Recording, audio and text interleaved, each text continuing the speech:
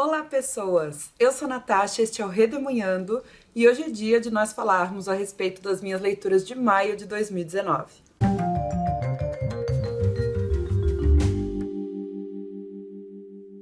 Pessoal, tô sentindo muita falta de gravar vídeo pra vocês, de postar e de interagir com vocês nos comentários toda semana, mas infelizmente o tempo ainda está muito curto, eu tô, assim, bastante exausta com o tanto de trabalho que eu tenho pra fazer.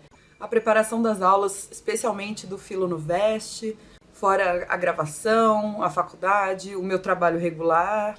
Eu tô participando da Olimpíada de História com os meus alunos e a gente tá indo super bem. Então, tudo isso demanda muita dedicação, né? Por isso que os vídeos estão saindo com bem menos frequência do que antes. Mas eu estou tentando manter esse vídeo de leituras e o vídeo de book haul, porque eu acho que é um registro, né? Tanto para vocês quanto para mim, do que eu ando lendo, do que eu gostei, do que eu não gostei. Fora que são dicas de livros legais que eu acho que vocês curtem também. Então eu vou começar. O primeiro livro que eu li em maio foi Guerra, e Se Fosse Aqui, da Jane Teller, pela editora Bertrand. Esse livro é uma edição portuguesa, não brasileira, e foi traduzido para o português pela Rosa Amorim. Esse livro eu mostrei para vocês no book haul do mês passado, me foi enviado pela Tatiane, que entrou em contato comigo pelo Instagram. Ela mora lá na Europa, ela mora na Noruega, e me enviou esse livro português, que é um livro em formato de passaporte. E a autora, que é dinamarquesa, propôs a ideia de que os europeus pensassem e se a guerra acontecesse no continente europeu, por isso o nome do livro. Então ela vai colocá-los na posição de refugiados, indo para outros países, indo para outros continentes, né, no caso, e pedindo abrigo, pedindo refúgio. Então mostra as dificuldades básicas de conseguir um emprego, de conseguir autorização para ficar naquele país como refugiado, de sofrer preconceito. E o que eu achei mais legal do livro, na verdade, primeiro, ele é muito lindo. O formato dele, todo o cuidado editorial que tem, ele é todo ilustrado. Então, olha só, tem algumas páginas só de ilustrações. E além disso, a autora ela adaptou para cada país. Então, quando ela soube, ela é dinamarquesa, quando ela soube que o livro seria publicado em Portugal, ela fez uma história colocando os portugueses no lugar da guerra e mandando eles para países que geralmente eles recebem refugiados. Então, nesse caso, eles vão para o Egito, os refugiados portugueses vão para o Egito.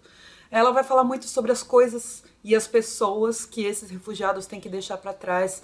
A sua vida normal, de repente, se vê absolutamente destruída. Então é muito interessante a proposta do livro.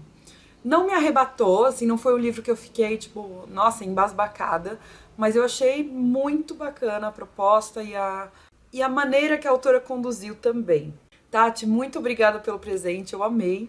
Terminei também em maio o primeiro volume de As Brumas de Avalon, que foi uma releitura para mim, da Marion Zimmer Bradley. O nome do primeiro livro é A Senhora da Magia e a editora é a Imago.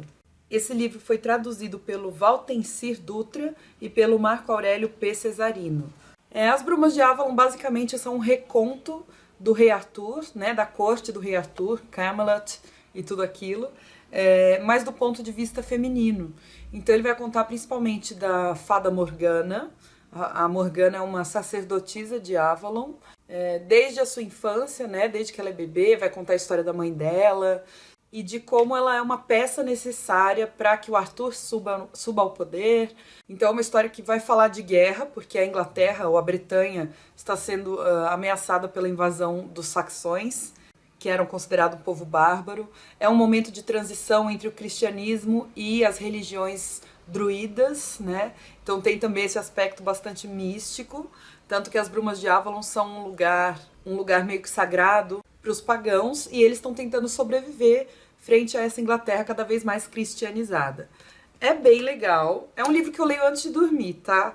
E assim, não é tão encantador quanto eu lembrava, porque eu li, sei lá, na época da pré-adolescência, adolescência, eu tinha amado de paixão, assim. E agora eu vejo defeitos no livro, né? Mas é uma boa história. Eu gosto muito da premissa de ter as mulheres contando a história do Rei Arthur. Acho que capta bem o espírito dessas mulheres, mas às vezes fica um pouco bobinho. Mas eu gostei, eu tô lendo o segundo volume. E aí, com esse tanto de coisa pra fazer, eu fiquei com vontade de pegar algum livro um pouco mais tranquilo de ler em termos de forma. E eu fui para uma HQ, Fun Home, uma tragicomédia em família, da Alison Bechdel, ou Bechdel. Essa é uma reedição da editora Todavia e foi traduzida pelo André Conte. Esse livro, gente, eu amei. Eu já tinha a impressão de que eu ia gostar, sabe? Ele me chamava. Era um dos primeiros livros que eu tinha colocado na minha wishlist da Amazon, que é milenar. Tipo, ela tá lá há muito tempo e esse livro estava lá há muito tempo. Desde quando ele era esgotado, né? Antes da Todavia relançar. E eu simplesmente, assim, adorei. Esse, sim, eu fiquei embasbacada.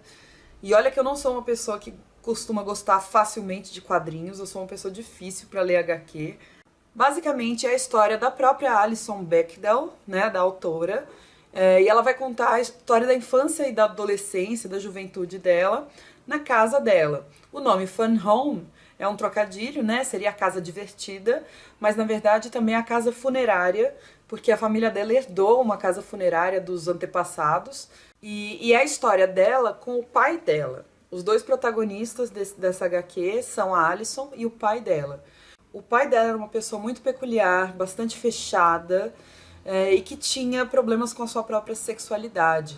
Depois a autora ela percebe que o pai dela era um homossexual que não se assumia e que mantinha o casamento com a mãe dela, um casamento bastante infeliz, né, de fachada, mas o jeito que a autora conta tudo isso, eu gostei muito do traço. Ele é preto e branco, mas ele tem um cinzento meio azulado, que também tá na capa, né, que trazem essa coisa da melancolia muito, muito intrínseca à história. E eu achei a autora muito perspicaz, muito sutil. Ela conta essa história de um jeito que você quer saber mais, que você quer ouvir mais. E eu me envolvi muito. Esse livro vai estar entre os melhores do ano, com certeza. Aliás, ele entrou para os meus favoritos da vida, tá? Fica aí no ar a informação. Gostei demais, leiam. Eu vou falar aqui rapidinho de alguns contos que eu recebi de uma amiga minha no Instagram. O arroba dela é literamovie, litera com 2 T's. E ela conversa comigo de vez em quando, falou que tem um livro de contos na Amazon chamado Contos Reduzidos de Cenas Inteiras. O nome dela é Priscila Serboncini, ou Serboncini, não sei como é que se fala, mas acho que é Serboncini. São contos bem curtinhos, fáceis de ler, mas super bem escritos, gente. Eu li 2 deles, ela gentilmente me mandou no e-mail, e eu li um chamado A Escolha, que vai falar sobre velhice, sobre família e sobre como lidar com o Alzheimer de um membro da família, que é um tema bastante delicado, mas ela trata de um jeito interessante.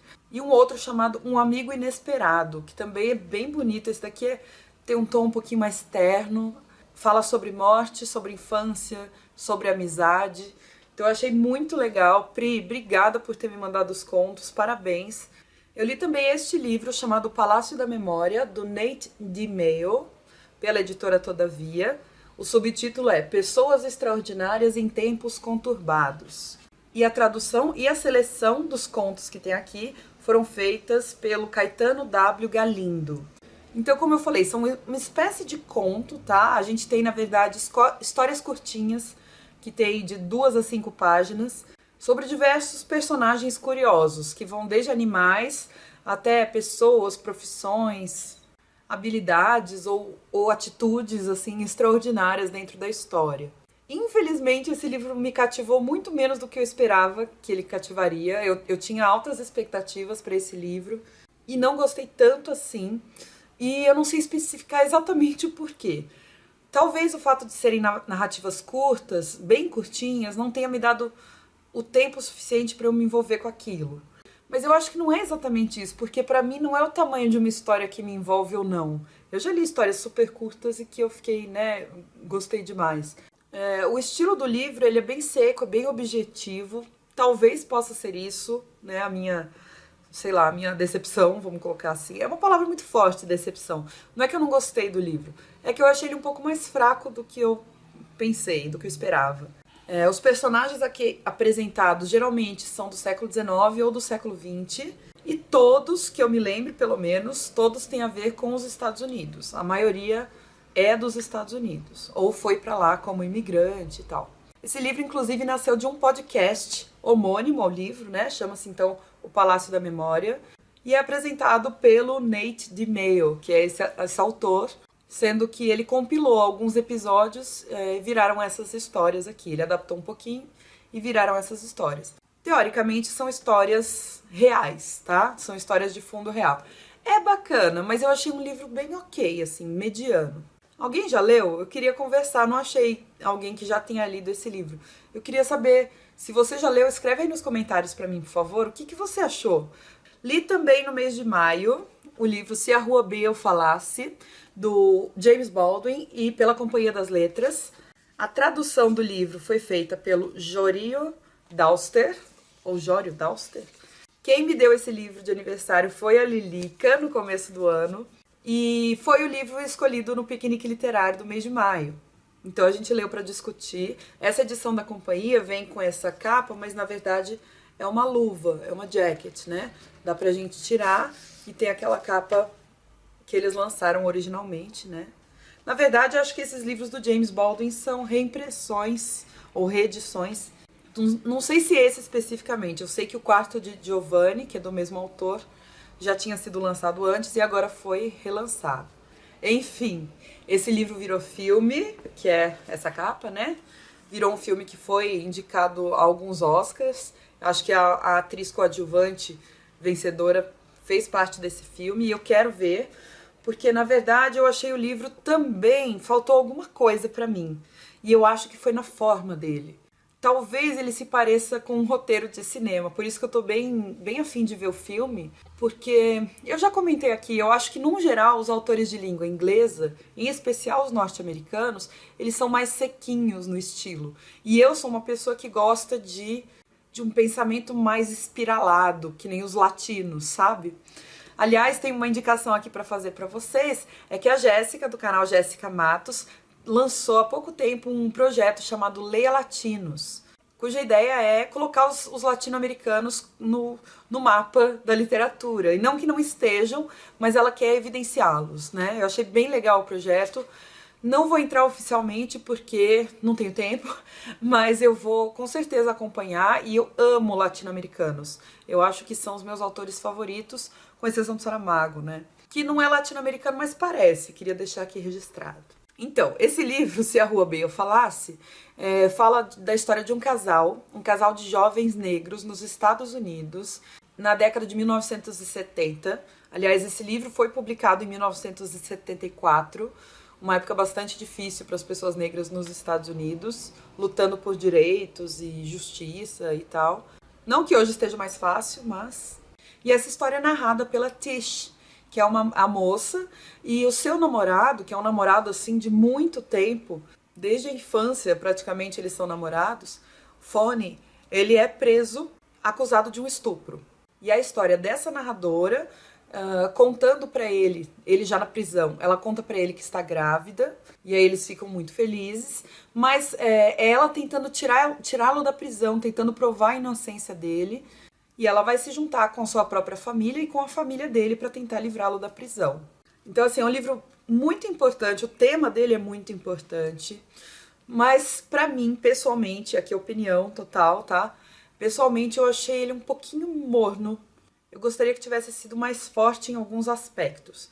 Eu entendo que, de alguma maneira, ele ser morno mostra o quanto as situações de racismo, de injustiça social, étnica, nos Estados Unidos, e no Brasil a gente pode fazer o paralelo também, são cotidianas, né? Então fica morno mesmo, não é uma situação só que eles passam e que é assustadora.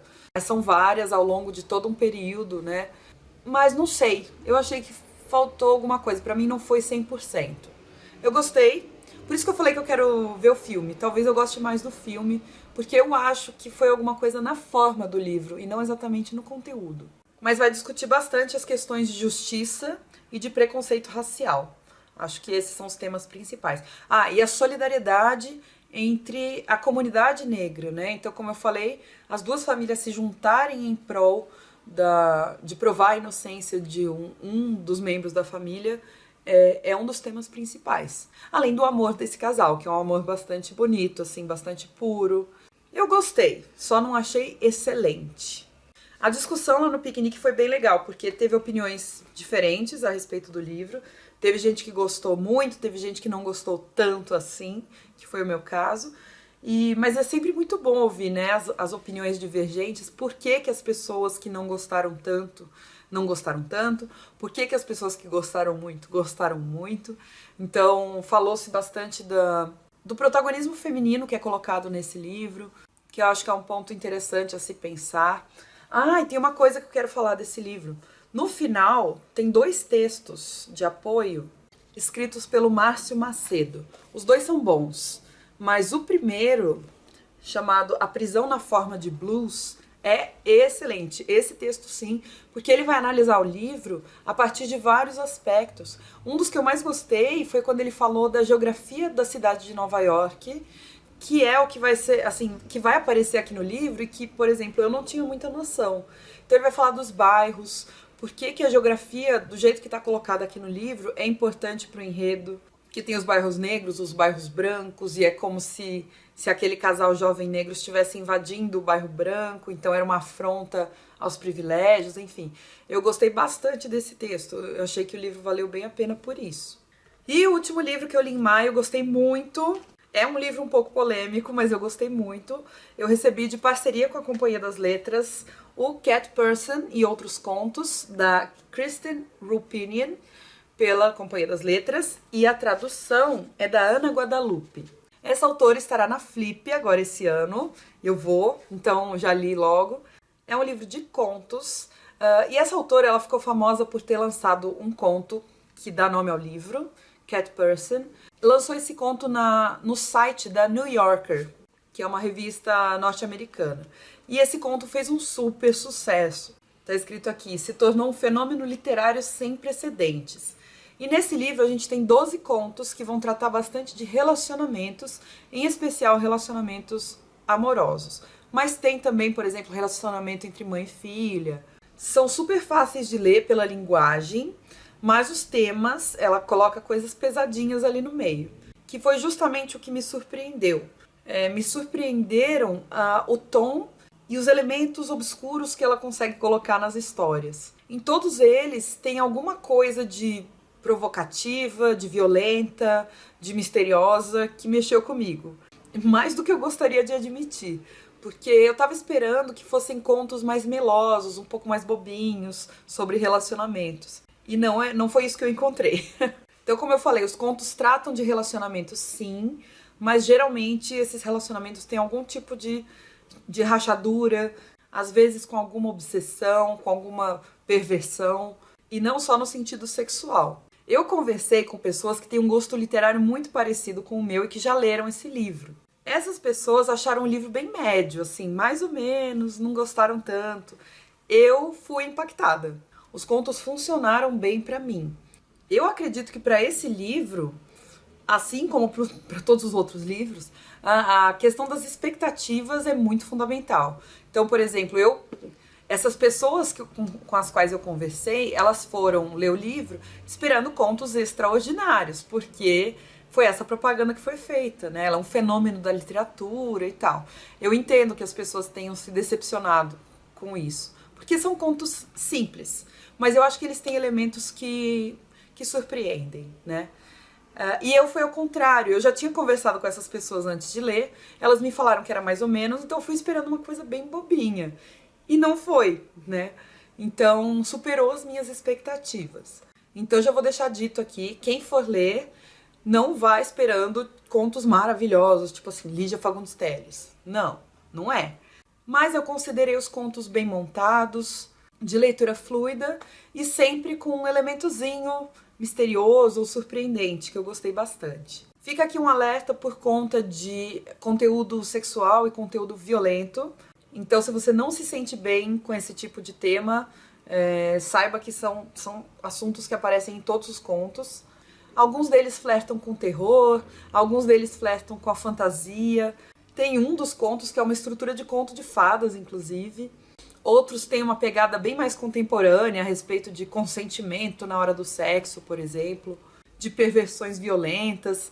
Então, assim, eu achei os contos bem variadinhos na temática trazida, embora a espinha dorsal seja uma só, né? E no estilo eles têm também uma certa unidade. Então, lendo, dá pra perceber que foi a Kristen Ropinian que escreveu. São todos do mesmo estilo, apesar deles conseguirem variar bem o tema.